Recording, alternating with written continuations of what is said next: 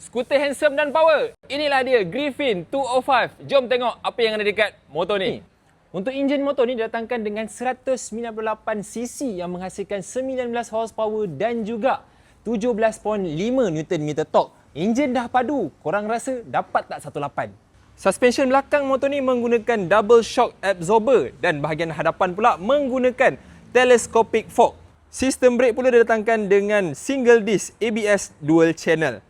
Motor ni pun dah didatangkan dengan windshield yang agak kecil di bahagian hadapan. Muka motor ni memang nampak garang, lagi-lagi dengan winglet dan lampu daytime running light yang berbentuk X. Lampu utama menggunakan lampu LED dan motor ni pun datang sekali dengan kamera di bahagian hadapan. Korang ingat depan je ada winglet? Ni, belakang pun ada winglet juga guys untuk extra downforce. Lampu belakang pun menggunakan LED dan yang paling unik, signal yang tertanam. Tidak ada lagi signal capang. Meter motor ni sama je macam jenama sebelah. Tapi dia ada lebih sikit. Sebab motor ni dia boleh paparkan navigation system. Korang nak tengok movie ataupun nak tengok TikTok pun boleh. Selain tu, motor ni pun dah datang dengan keyless system. Dan terdapat kompartmen di bahagian tepi. Keyless pun tak kedekut. Korang dapat 2 keyless.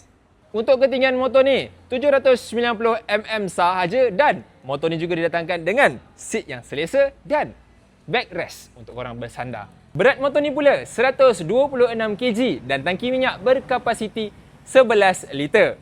Akhir sekali, untuk storage di bawah tempat duduk boleh memuatkan atau boleh memasukkan 1 biji helmet yang bersaiz macam ni. Jadi, korang rasa motor ni boleh beli atau baik beli? Tinggalkan jawapan korang dekat ruang komen. Yang mana berminat, harga bodi motor ni baru RM8,888 sahaja alih pada 4 color. 3 yang ini dengan lagi satu warna putih. Yang tak tahu, ini warna dia. Jadi, yang mana berminat, terus PM Alif, link ada di bio.